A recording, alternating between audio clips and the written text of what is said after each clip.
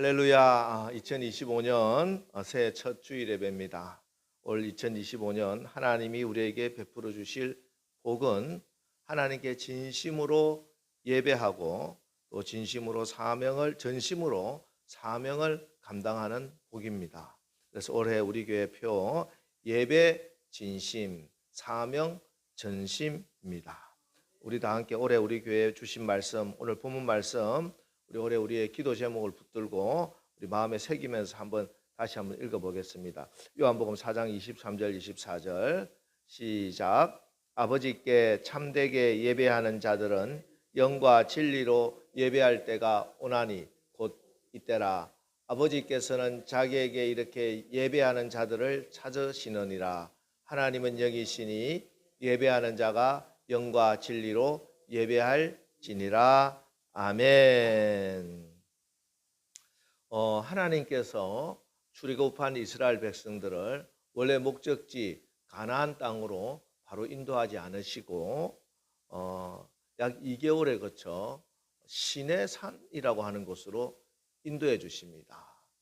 그곳에서 무려 1년이 넘는 동안 이스라엘 백성들을 머물게 하시면서 하나님께서 십계명도 주시고 또 여러 가지 하나님 나라의 백성들의 살아가야 할 법을 먼저 주세요. 그 내용이 출애굽기 19장부터 레위기 전부 다 또 그다음 민수기 10장까지 내용입니다. 엄청난 분량이죠. 그 핵심 내용이 바로 이제 율법과 성막입니다. 그리고 그 시작이 바로 레위기 1장부터 5장에 나오는 5가지 제사 내용이에요. 예배입니다. 예배. 즉 하나님 나라의 백성으로 이제 출애굽하여 구원받은 하나님의 백성이 하나님 나라의 삶을 살기 위해서 저 가나안 땅에 가서 하나님의 뜻을 펼치고 하나님 나라를 이루며 살기 위해서 가장 중요하고 기본적인 것이 제사다는 것이에요. 예배가 있어요. 예배를 바로 드려야 된다. 하나님 그렇게 말씀하신 거예요. 이거는 신약에 와서도 마찬가지입니다. 우리 기독교의 대표적인 신앙의 원리인 교리라고 하죠. 그 교리를 대표적으로 정리한 책이 로마서라고 부르잖아요. 로마서. 이 로마서가 크게 2가지 부분으로 나눠집니다. 1장에서부터 11장까지는 믿음의 내용, 이론편이죠.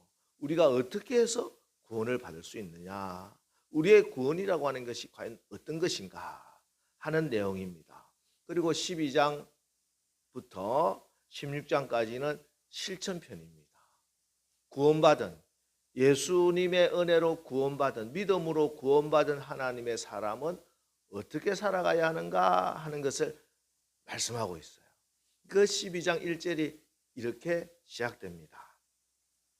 그러므로 형제들아, 내가 하나님의 모든 자비하심으로 너희를 권하노니 너희 몸을 하나님이 기뻐하시는 거룩한 산제물로 드리라. 이는 너희가 드릴 영적 예배니라. 그래요. 우리가 구원받았다고 하는 것이 분명하다면 구원받은 하나님의 백성은 마땅히 최우선적으로 회복하고 지켜야 할 것이 있다면 우리의 몸을 거룩한 산제물로 드리는, 하나님께 영적 예배를 드리는 것이 가장 중요하고 첫 출발점이다. 이게 바르지 않으면 아무리 많은 일을 해도 그거는 잘못된 일이다 하는 말씀입니다. 구약도 신약도 똑같죠. 하나님 나라 백성들, 구원받은 하나님의 백성들은 가장 먼저 예배가 회복되어야 할 줄 믿습니다. 예배가 회복되어야 하나님 나라의 삶이 여러분 가운데 임하게 되고 예배가 회복되어야 승리자가 되는 것입니다. 하나님이 주인이시고 하나님이 왕이시기 때문에 그렇습니다. 이 세상 모든 주권이 하나님께 있음을 인정하고 하나님께 영광 돌리는 예배. 올 한 해 여러분 예배 진심을 다하시기를 축복합니다. 그래서 여러분의 마음으로부터 가정에 또 우리 교회에 우리나라에 하나님 나라가 임하고 하나님의 영광이 임하기를 주님의 이름으로 축원합니다. 그리고 이렇게 예배에 승리한 예배자들의 삶이 있습니다. 그것은 이제 사명자로 살아가는 거예요. 여러분의 몸과 마음에 우리 가정과 이 땅에 하나님의 창조의 질서가 회복되고 하나님이 뜻이 이루어지게 하는 그 사명을 전심을 다해서 이루며 살아가는 것입니다. 이게 하나님의 영광을 보는 거예요. 하나님의 영광을 본다는 것은 우리의 모든 삶 가운데 내 몸에, 우리 가정에, 이 나라에 하나님이 창조하신 그 창조 질서가 회복되는 것을 보는 겁니다. 여러분, 올해 2025년 여러분의 인생의 시간과 물질을 세상에 헛된 것, 썩어질 것에 낭비하지 마시고 일심으로 전심을 다해 사명을 감당하여 여러분의 신앙과 삶과 가정에 또 이 땅에 하나님의 모든 창조 질서가 회복되는 하나님의 영광을 보는 올 한 해 되시기를 주님의 이름으로 축원합니다. 오늘 본문, 이 본문은 사마리아의 수가성이라고 하는 곳에 있던 한 우물가에서 예수님이 그 사마리아 여인을 만났던 이야기입니다. 예수님 당시에 이스라엘은 크게 세 지역으로 나뉘어져 있는데 우리 지도를 보시면은 저기 제일 위에 빨간 거로 제가 표시가 되어 있죠. 저 부분이 갈릴리 지역입니다. 갈릴리 지역. 그리고 중간에 사마리아 지역이 있고 아래쪽에 유대 지역이 있어요. 유대 지역에는 예루살렘 성이 있고 성전이 있죠. 갈릴리에서 예수님이 나사렛에서 갈릴리 지역에 있던 나사렛에서 자라시고 태어나기는 유대 땅에 있던 베들레헴에 태어나셨지만 어린 시절 자라기는 저 갈릴리 지역에서 자라시고 저 갈릴리 호수 있는 근처에 가버나움이라고 하는 그곳에서 주로 예수님의 사역을 하신 곳입니다. 그리고 아래쪽에는 뭐 말씀드렸다시피 예루살렘 성전이 있는 곳이고 오늘 예수님께서 유대 땅 예루살렘 성전이 있는 유대 땅에 오셨다가 다시 가버나움이 있는 갈릴리로 가시는 길이었습니다. 여러분 지도를 보면 쭉 내려가면은 쭉 올라가면 이제 올라간다고 표시를 말을 해야 되나? 북쪽으로 올라가다 보면은 바로 갈릴리 지역이죠. 그런데 당시에 유대인들은 이 유대 땅에서 갈릴리로 갈 때 바로 쭉 사마리아를 통과해서 간 것이 아니라 저기 사해 위에 있는 요단강 그걸 넘어가면은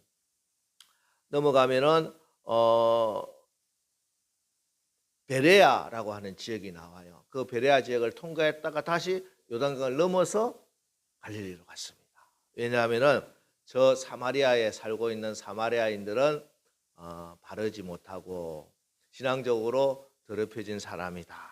저 땅도 밟기 싫다. 이렇게 해서 빙 둘러다녔습니다. 그러나 오늘 우리 주님은 이 갈릴리로 가시면서 이렇게 우회하지 않으시고 4절에 보면은 사마리아를 통과하여야 하겠는지라 의도적으로 사마리아 쪽으로 가셨다는 겁니다. 그것은 이번에 이 길에 꼭 만나줘야 할 사람이 있기 때문입니다. 사마리아를 통과해서 수가 앞으로 다시 가서 지도에 보면은 제가 파란색으로 별표를 해놓은 곳이 있어요. 저게 수가라고 하는 지역입니다. 그 수가의 성에 도착했는데 제자들은 먹을 것을 구하러 이렇게 동리로 들어가고 예수님은 동리 밖에 있던 한 우물가에서 쉬고 계셨습니다. 그 시각이 6시 지금 우리의 시간으로는 정오쯤 되는 시간입니다. 아주 저 팔레스타인 지역의 한낮 태양이 장렬하는 아주 뜨거운 그 시간입니다. 그런데 그 시간에 한 여인이 머리에 물동이를 이고 물을 기르러 온 거예요. 그게 무슨 이상한가? 왜 이상한 일입니다. 왜냐하면 보통은 너무 더우니까 여자들이 밖에서 활동하기가 힘들고, 그래서 이 무더운 한낮을 피해서 아침이나 저녁쯤에 또 동네 우물가기 때문에 동네 아낙네들이 함께 이렇게 무리를 지어서 물을 기르러 오는 게 보통 일인데, 오늘 이 여인은 이 더운 한낮에 아무도 사람이 다니지도 않는 그 더운 땡볕에 혼자 물을 기르러 온 것이죠. 이웃과 어울리지 못했고 또 사람들을 피해야 하는 그런 무슨 사정이 있지 않았을까 짐작해 볼 수 있습니다. 어쨌든 우리 주님께서는 여기에 물 기르러 온 이 여인에게 나에게 물을 좀 떠주시오 이렇게 부탁을 합니다. 하지만 이 여인은 아니 당신이 왜 나에게 물을 떠달라고 합니까? 이렇게 거절하죠. 왜냐하면 당시 유대 남자들이 사마리아 여인들에게 뭘 인사도 하지 않고 아는 척도 하지 않을 뿐더러 먹을 걸 달라, 물을 달라 절대 그러지 않기 때문입니다. 9절 보세요. 9절에 뭐라고 되어 있냐면은 사마리아 여자가 이르되 당신은 유대인으로서 어찌하여 사마리아 여자인 나에게 물을 달라 하나이까 하니 이는 유대인이 사마리아인과 상종하지 아니함이러라. 여기 유대인이 사마리아인과 상종하지 아니한다. 이 문자 그대로 해석하면요, 유대인들은 사마리아인과 같은 그릇을 사용하지 않는다는 뜻이에요. 유대인들이 사마리아인을 얼마나 불결하고 더럽게 봤던지 밥 먹는 그릇도 같이 못 쓴다, 이 정도로 생각하고 있었다는 것입니다. 그래서 유대인이 사마리아 여인이 쓰는 그 그릇에 물 담아 받아 먹는다 하는 것은 상상도 못할 일이지 않느냐, 당신은 율법도 모르느냐, 당신들이 소위 말하는 그것도 안 지키느냐, 이런 말이에요. 이 여인은 당황도 스럽지만 또한 자기들 그렇게 잘났다고 하는 유대인들, 남자들, 여기에 대한 분노가 같이 섞여서 하는 말입니다. 당신 그 잘난 유대인, 잘난 유대인 남자, 그 잘난 니네가 목이 좀 마르니까 사마리아인 여자한테 나한테 물을 달라고 한다고? 자존심도 없냐? 이런 뉘앙스예요. 뉘앙스. 조롱도 섞여 있고요, 경멸도 같이 있는 말입니다. 당신은 그렇게 부정한 유대인 남자요? 이렇게 돼버린 것이죠. 그러나 우리 주님께는 이런 공격이나 조롱이나 경멸도 아무 문제가 되지 않습니다. 왜? 우리 주님은 어떤 부정한 것도 정결하게 하시는 하나님이시기 때문에 그렇습니다. 우리 주님은 이 세상 모든 죄를 다 씻어주시고 정결하게 하는 영원히 목마르지 않는 생수이기 때문에 그렇습니다. 그래서 주님이 이렇게 말씀합니다. 10절, 예수께서 대답하여 이르시되 네가 만일 하나님의 선물과 또 내게 물 좀 달라 하는 이가 누구인 줄 알았더라면 네가 그에게 구하였을 것이요 그가 생수를 내게 주었으리라. 그리고 13절 14절, 예수께서 대답하여 이르시되 이 물을 마시는 자마다 다시 목마르리니와 내가 주는 물을 마시는 자는 영원히 목마르지 아니하리니 내가 주는 물은 그 속에서 영생하도록 솟아나는 샘물이 되리라.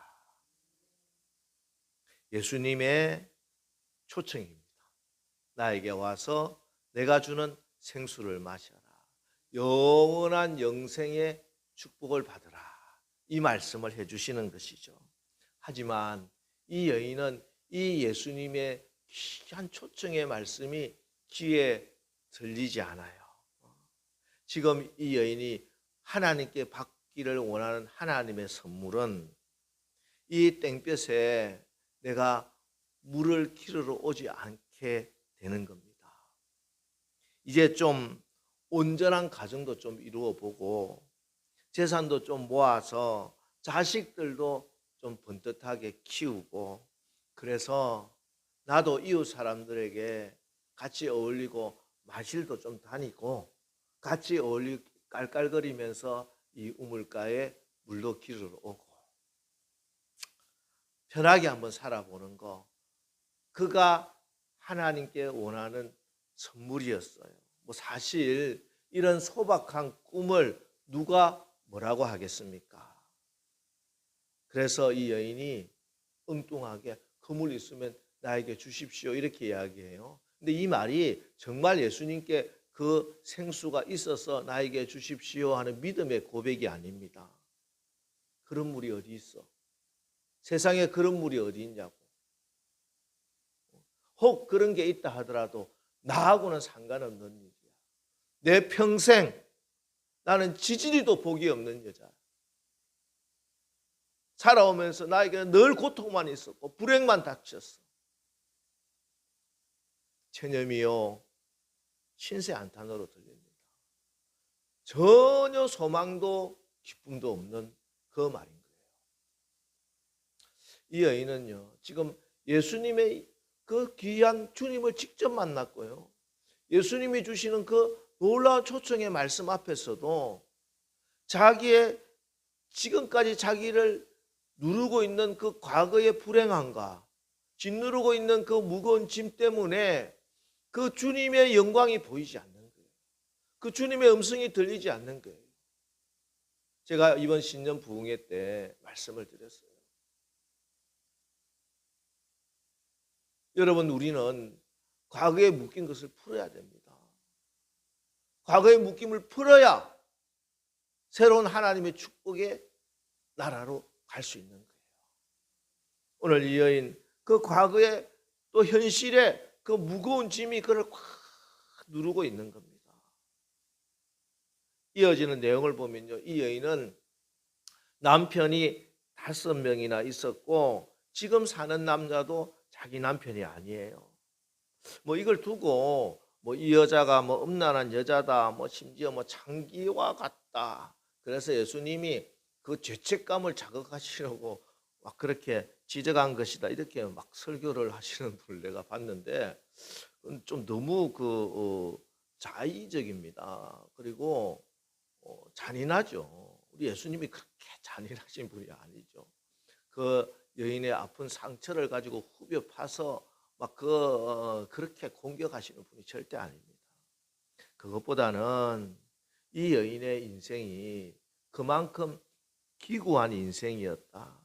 참 불행하게 살아왔던 불쌍한 여인이다 하는 것이에요. 가정적으로 물질적으로 불행해서 그래서 이 땡볕에 물을 기르러 나와야 하는 그 현실적인 무거운 짐이 그의 영의 눈과 귀를 막고 있다는 것입니다.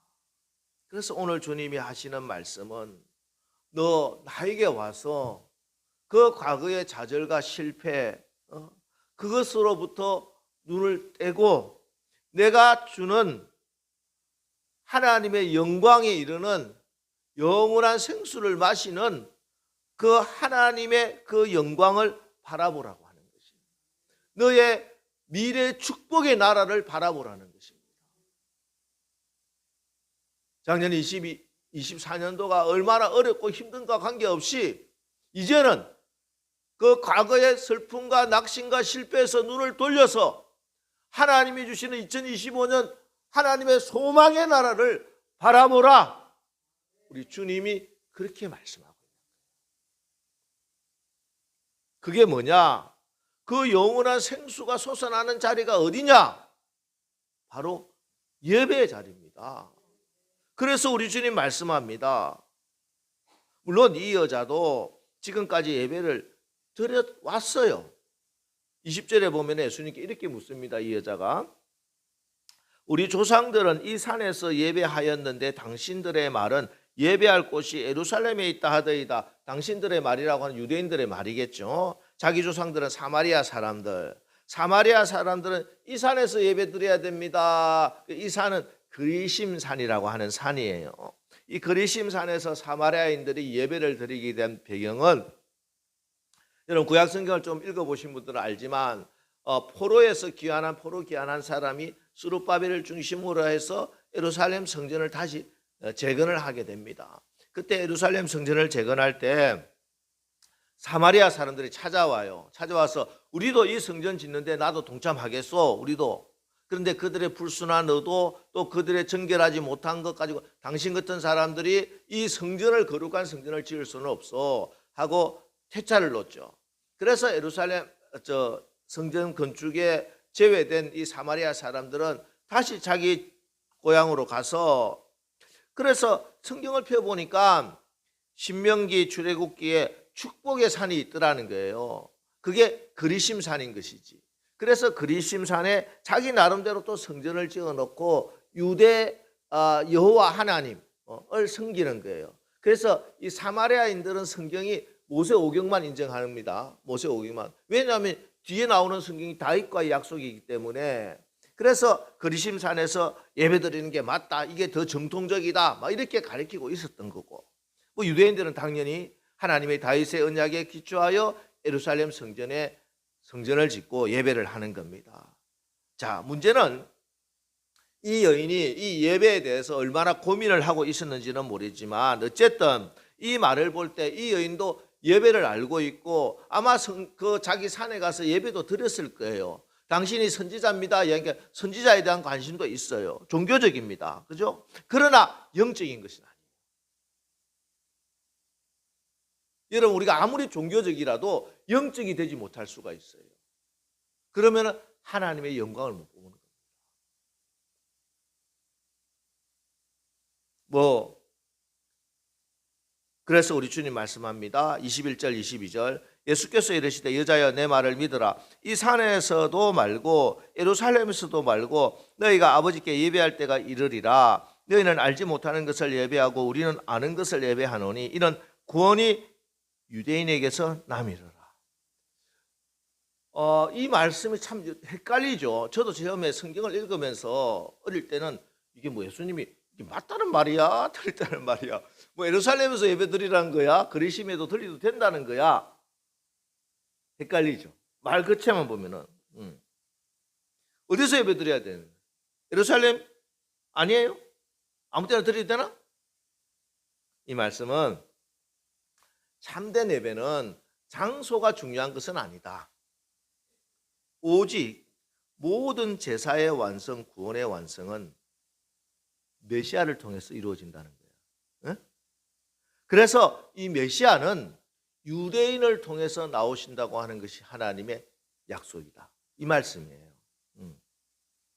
그래서 진짜 예배는 메시아를 통해서 드리는 예배다, 이 말씀을 하는 거예요. 그래서 말씀하는 겁니다. 23절 24절 아버지께 참되게 예배하는 자들은 영과 진리로 예배할 때가 오나니 곧 이때라. 아버지께서는 자기에게 이렇게 예배하는 자들을 찾으시느니라. 하나님은 영이시니 예배하는 자가 영과 진리로 예배할지니라.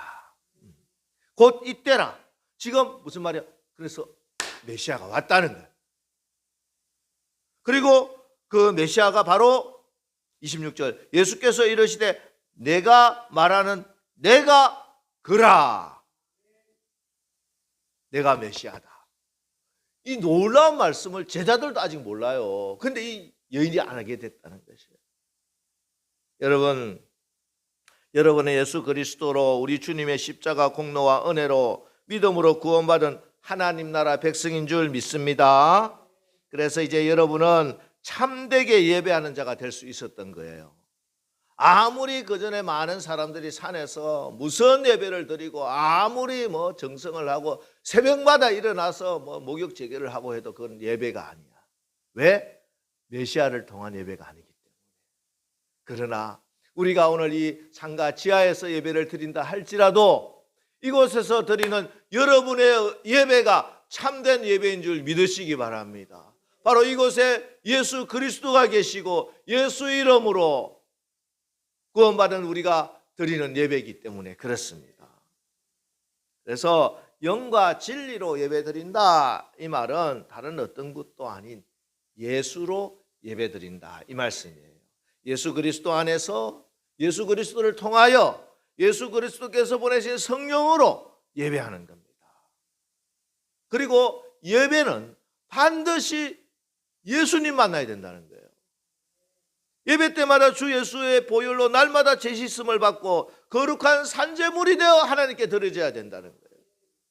예수 그리스도의 복음의 은혜가 없이는, 성령이 아니고서는 절대 우리는 참된 예배자가 될 수 없습니다. 2025년 예배 진심으로 여러분 예배할 때마다 진리 대신 예수님이 말씀을 심어주시고 성령으로 기름 부어 주실 것입니다. 그래서 예배 때마다 예수님 만나는 우리 남설교회 모든 성도님들 되시고, 그리고 우리 남설교회 예배가 되기를 예수님의 이름으로 축원합니다. 그리고 이렇게 예배를 통해서 주님을 인격적으로 만나게 되면은 28절로 30절 말씀을 우리 다 같이 한번 같이 읽어보겠습니다. 시작. 여자가 물동이를 버려두고 동네로 들어가서 사람들에게 이르되 내가 행한 모든 일을 내게 말한 사람을 와서 보라. 이는 그리스도가 아니냐 하니 그들이 동네에서 나와 예수께로 오더라. 여자가 물동이를 버려두고 동네에 가서 예수님 전하는 전도자, 사명자가 됐다는 거예요. 여기 물동이는 그 모진 지난 세월 속기도 하고 미움받기도 해서 버림받았던, 5번이나 이혼을 당했던, 참 그래서 사람도 싫고 만나기도 싫고, 하지만 죽지 못해서 아무도 없는 이 시간에 물을 기르러 와야 하는 그의 삶을 짓누르고 있는 무거운 삶의 무게입니다. 무거운 짐이에요.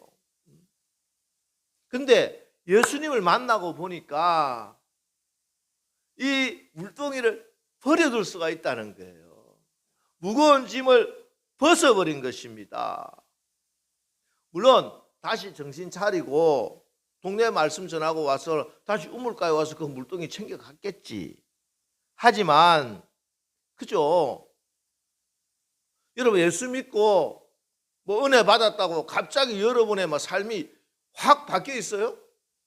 뭐 집에 가니까 막 갑자기 막 여러분을 막 누르고 있던 막 빚이 막 다 사라지고 막 은행에서 안 갚아도 돼요, 뭐 이런 일이 일어나요? 안 그래요. 그대로 있어요. 그러나 그 물동이가 그 전의 물동이는 아니다 말이야. 물리적으로는, 현상적으로는 동일하지만 실질적으로는 그거는 이미 바뀌어 있는 겁니다. 그게 바로 우리 주님이 말씀하는 수고하고 무거운 짐진 자들아, 이 말씀이에요. 이제는 그 물동이가 변한 게 아니라 그 물동이를 다루어야 할 내가 변했다는 거예요. 사명자가 되었다는 겁니다. 그래서 그 물동이조차 이제는 무거운 짐이 아니라 하나님의 사명을 감당하는 멍에가 된 것이에요. 여러분 삶에 수고하고 무거운 짐이 있습니까? 예배 진심, 영으로 진리로 예배해야 됩니다. 예배 때마다 주님 만나면 되는 거예요. 그러면 수고하고 무거운 짐이 벗어지는 것입니다.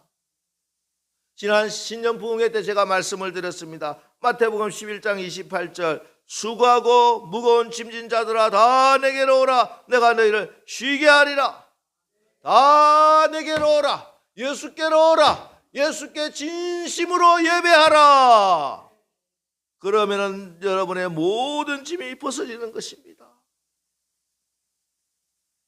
그리고 이어지는 말씀, 29절 말씀. 나는 마음이 온유하고 겸손하니 나의 멍에를 메고 내게 배우라. 그리하면 너희 마음이 쉼을 얻으리라. 진짜 쉼을 얻는 것은 무거운 짐을 벗어놓는 데 있는 것이 아니라 그 무거운 짐을 벗고 사명의 멍에를 메는 거다. 우리가 교회 나와서 예배 드리고 기도하고 다 마찬가지입니다. 나의 삶에 수고하고 무거운 짐, 걱정, 근심에 집중해서 이 무거운 짐을 어떻게 벗어낼까? 자꾸 그 물동이만 붙들고 앉아 있으면은 예배 드리고 기도하고 나서도 다시 그 물동이 지고 가는 거예요. 벗어버리려고 해도 벗어지질 않는다는 거예요. 왜? 말씀을 드렸죠. 예배 진심, 예배를 통해서 예수님을 만나야 되고 기도를 통해서 하나님의 뜻을 깨달아야 되고, 그러면 반드시 우리에게 주어지는 게 바로 사명이라고 하는 멍에라는 거야. 이 사명을 매야 이 멍에가, 나의 짐이 벗어지는 거예요. 오늘 아침에 우연히 이제 저는 아침에는 이제 기독교 방송 굿TV 오늘 아침에 보는데, 목사님이 자꾸 뭐 욕심을 내려놔라, 욕심을 내려놔라. 그 내려놔온다고 내려지나? 문제는 내리고 싶지 나도. 근데 기독교의 원리는 나를 비우는 게 아니에요. 내가 예수님으로 채워지는 거예요. 여러분, 우리는 올 한 해 어떻게 하면 내가 무거운 짐을 어떻게 하면 내가 좀 벗어버리고, 나 이것도 좀 쉬고 저것도 쉬고, 목사님 올해는 제가 좀 영적으로 좀 충전하기 위해서 내가 좀 이거는 좀 내려놓겠습니다. 그런 말 하지 마세요. 그러면 더 무거운 짐만 머리에 막 이어지게 된다니까.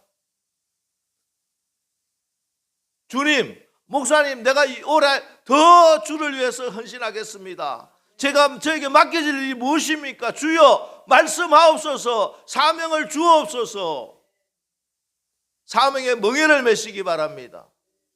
그러면 그 짐이 시간적으로 물리적으로는 많아지고 무거워지는 것 같아도 전혀 무겁지 않아요. 이게 영적인 세계예요.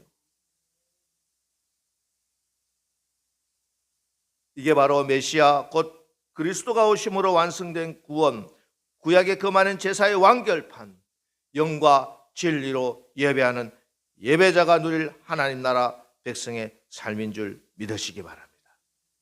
여러분, 올 한 해 2025년 우리 교회와 여러분이 받은 복은 예배와 사명의 축복입니다. 올 한 해 예배 진심, 사명 전심의 이 표를 붙들고 성령을 의지하며 하루하루 순종하며 살아 여러분과 우리 교회가 하나님의 영광을 보는 복된 한 해 되시기를 주님의 이름으로 축원합니다.